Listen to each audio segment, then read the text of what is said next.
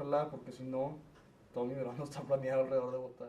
Like many other Mexican citizens living in the United States, Pepperdine senior Alberto Hinojosa is already making plans to be back home on July 1st in order to be able to vote in the upcoming presidential election.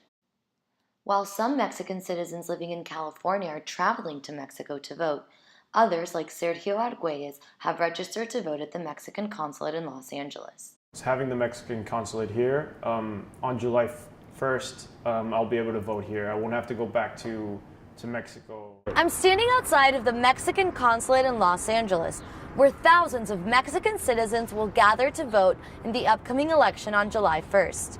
The National Electoral Institute predicts that more than 500,000 Mexican citizens will be voting from abroad.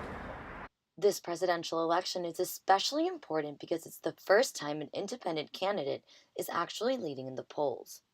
Andrés Manuel López Obrador, a leftist candidate who is advocating for redistribution of wealth and largely targeting the lower class, is leading in the polls.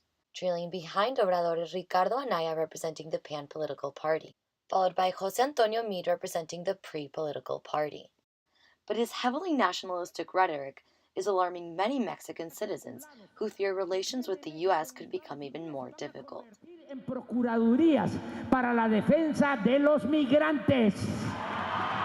If López Obrador from the Morena party were to win, it's very likely that there will be sort of a Mexico First agenda put into motion, which would be a lot more resistant to the rhetoric from the White House, and it could lead to difficulties in trade between the two countries, and that could have a negative effect on the economy in the United States and in Mexico.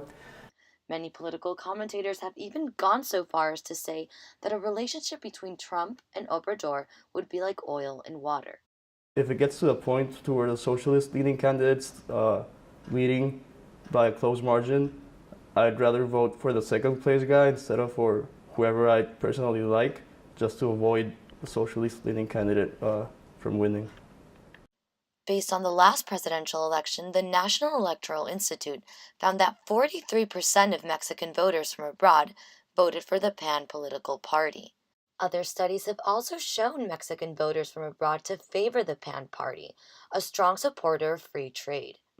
So these 500,000 Mexicans who will be voting from abroad this year could indeed sway the election, given most polls don't take these voters from abroad into account. As an American, I think I'm obviously a little more involved in it because I'm also a Mexican citizen.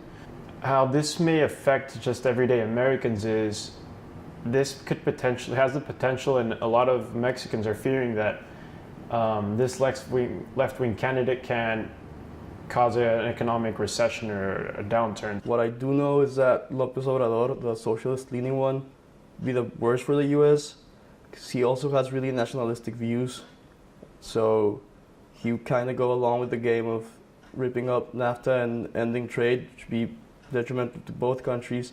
And socialism would also turn the country into a very unstable place. So having an unstable country as a neighbor, I don't think is good for the U.S. interests or economy.